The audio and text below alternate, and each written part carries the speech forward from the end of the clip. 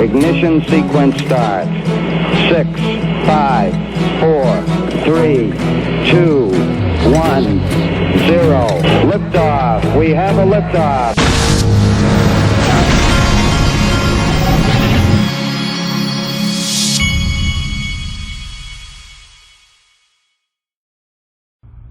Hey everybody, this is the Digital Asset Investor, and I wanted to remind you, Link2's got, my sponsors got, they're mentioning here that Uphold has announced the launch of their new fiat to crypto on-ramps called Topper, and they do have Uphold shares, and I am an Uphold shareholder, and the link's in the top of the description, so go check it out. And they also yesterday launched their alternative trading system just for PolySign equity, and last time I checked, they had PolySign on there too.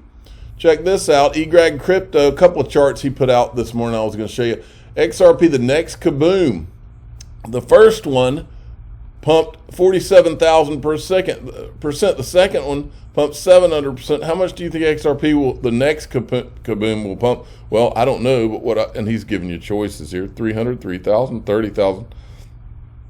All bets are off, folks. When you get, if there's a favorable settlement, just remember, XRP did this and did this with no clarity, and with everybody in the industry and everybody outside the industry trying to attack Ripple and XRP.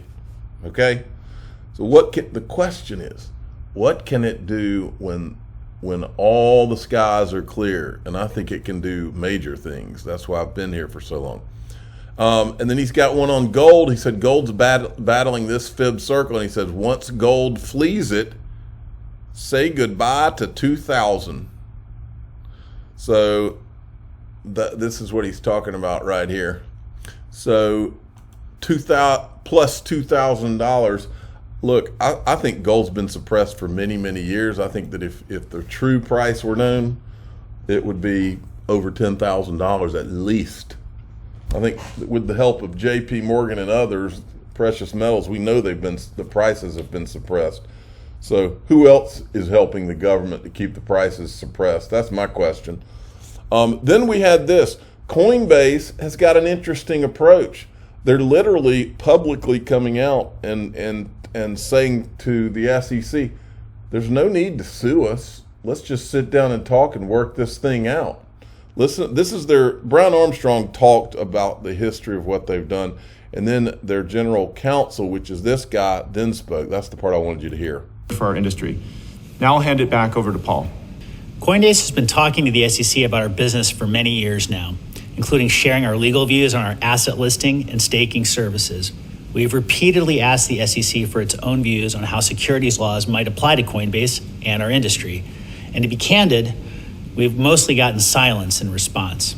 Coinbase will defend itself vigorously in litigation if it comes to that, but it does not have to come to that. We will show up at your offices any day, any time to discuss a workable path forward for our industry. But we won't find that path without true dialogue. Now, the problem with Coinbase's approach is that anybody out there who's ever dealt with bullies, which is what Gary Gensler's got this power, and so he's being a bully to the industry. There's only one thing that bullies understand, folks, and that's fighting back. And unfortunately for Coinbase, I'm afraid that that's going to be the only solution for them. And here's the same guy at CoinDesk at Consensus this week. If I can get it to play. Last Wednesday, we did submit a formal response to the Wells notice that we received, and that submission consisted of two things: a video, a portion of which you all just saw, and a brief which outlined why we believe an enforcement action against Coinbase would be misguided and contrary to law. And the heart of our argument in that brief, which I encourage all of you to read since we've now posted it publicly, is that fundamentally nothing has changed about our business, not just over the last several months, but over the last several years. In April of 2021, Coinbase submitted a draft registration statement and an S-1 application. And as part of our request to be allowed to be a public company, we laid out in detail after detail how our listing process works, the standards that we apply, why we believe that the assets that we list on our exchange are not digital asset securities, even though someday we would like to be able to offer them. What he's getting at there is that the SEC allows them to go public with all these supposed securities on their platform and never said a word about it, lets them go public anyway. And then the same thing happened with Ripple. I mean, Ripple had a FinCEN fined Ripple, and they called XRP a virtual currency, and then you got another agency suing it. So what this is called, folks, is government tyranny. That's what this is called. You want to cut through we have a bunch of criminals running our government. That's what this is. They just don't call them criminals, but I do, because that's what it is. These are a bunch of shysters that are intentionally, it's like Greg Kidd, they're doing the Tony Soprano thing, and they're trying to squeeze money out of people is what it is, or hold them off for their friends on Wall Street. It's one of those two things in all these instances. And there ought to be repercussions for these people. That's the problem our country has, is that we've seen no repercussions. All it would take is one of these people going to prison, and then it's over. You wouldn't see them acting like this anymore, but that's what this country needs. Now, check this out. Jake Claver, if you remember, Jake Claver's the guy who I put out the clip on. He was talking about trusts and different things. He's a financial guy. It's actually, I put the clip out. It was the most watched video clip I've ever put on Twitter. You can go back in my feed and you can see it. But here he met David Schwartz at Consensus, looks like. Now, here's another clip from Consensus. This is Caitlin Long. She's very smart. She's a Bitcoin maxi, but very smart. Finance don't understand that the ledger systems that our traditional financial system run on, both in the banking system and in the securities system, are not honest ledgers. And this is a really simple concept. All we really want is an honest ledger, because if we have an honest ledger, then the fruits of our labor can be saved in a way that someone else is not stealing it. Now, it's important to note, I believe that these are MIT people right here. Michael J. Casey, and I think that's Neha Nerua. I don't know for sure, but it looks like her. These are the people that worked with Gary Gensler, Red Flag City. Very powerful idea. I mean, okay, but then I do agree with what the gist of what she's saying, and I also now remember, she's the one that started Custodia Bank, and she couldn't get the proper licensure. What she's talking about here is important, because what she's talking about is how the government basically never gave her company or all the other companies that had filed applications, they weren't allowed due process, which is the law. And I was making the point that what we now have is a government who, they don't care about what the law is. They make you sue them, or they sue you and make you prove that they're breaking the law and that what they've done is illegal, and make you do it at your expense, while they use taxpayer money to fight you and spend tons of taxpayer money when they already know that they're not abiding by the law, that they don't have a faithful allegiance to the law, which is what the judge in SEC versus Ripple said about the SEC. So they did it to her too. One of the other reasons why we knew from the get-go, and I didn't share it at the time, but we did end up revealing it, was that one of the reporters put it in email. Okay, so when I say we had the receipts, your colleagues were asking, what did you have? We have it in email from the reporter. And the reporter actually said, I've been told that all of the crypto applicants at the Fed and the OCC have been asked simultaneously to withdraw their applications. There's the smoking gun right there, okay? Because how would that have otherwise happened? We are all applicants with due process protections under the law, as you know, Dean Evans. And these applications are supposed to stand on their own, but a reporter in writing told us that we were all three simultaneously asked to withdraw. And then we subsequently learned that it was true. We were just the first, and it was confusing at the time, but now that all of us have been talking and now it's crystal clear what has happened, it's now really clear. Yeah, but... Yep. And then this guy is also a Bitcoin max, Eric Voorhees, but what he's saying is 1,000% true too. Failure is permitted. Like, this is what makes it different than the traditional financial industry, where failure is prevented.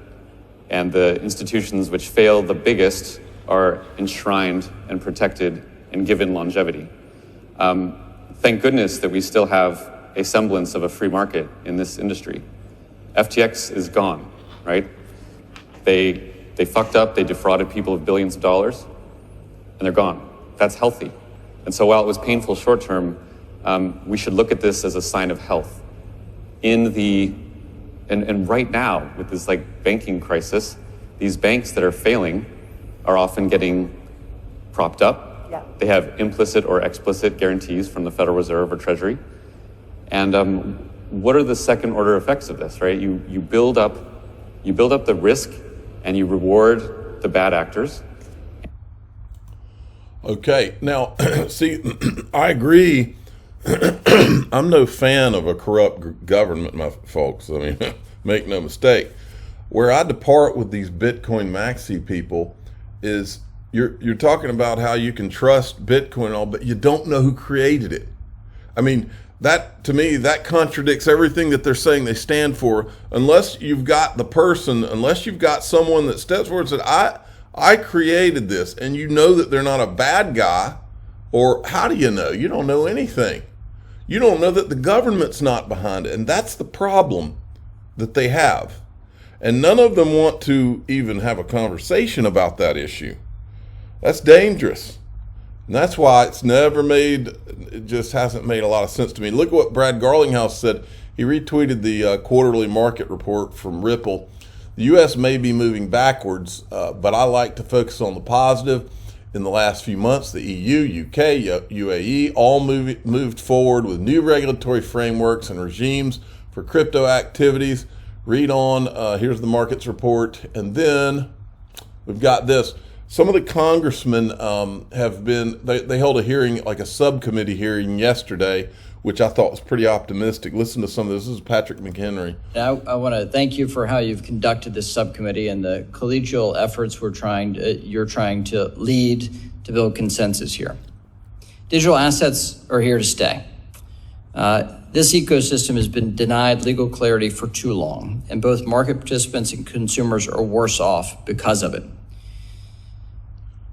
We have a market that lacks clarity, and we have a duty to create a regulatory environment that allows responsible innovation and responsible consumer protection to sit side by side with appropriate legal clarity. We need that innovation here in the United States.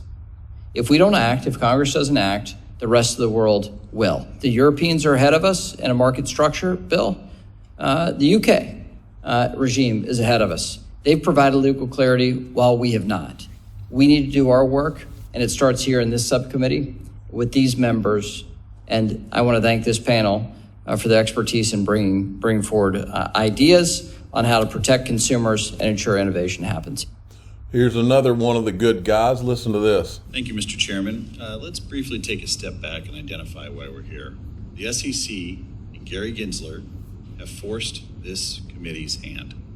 There is simply no way that the digital assets ecosystem within the United States will survive without some kind of action from Congress to combat the regulatory deluge we've seen in the past few months. We've all heard from firms like Coinbase that they will move offshore. The reality is that in this environment, it's hard to blame them.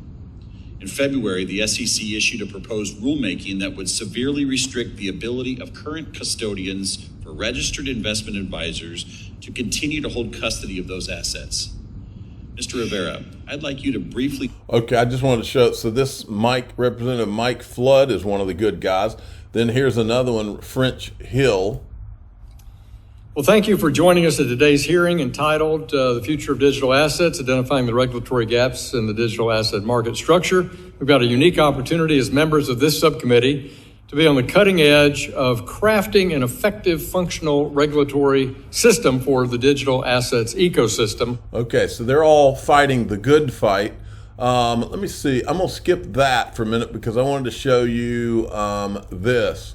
While they're all fighting the good fight, let me move this into position here. Make sure I've got everything right. I'm going to do those others in my next video. While they're all fighting the good fight, Senator Elizabeth Warren, remember, she said that she wanted to create her anti-crypto army, and it turns out that that's not going so well for her because she's having to delay the reintroducing her crypto bill due to lack of sponsorship. So I just wanted to propose to her that maybe she should change the name of the anti-crypto army to the anti-crypto squad, since it's not going to be quite as big. I'm the digital asset investor. I'm not an investment advisor. This is for entertainment purposes only. Please subscribe, hit the like button, and tell your friends and family to let Senator Warren know, as she's getting off of her Learjet, since she cares so much about global warming and the environment, that she might need to change the name to the anti-crypto squad, because it's going to be a lot smaller than an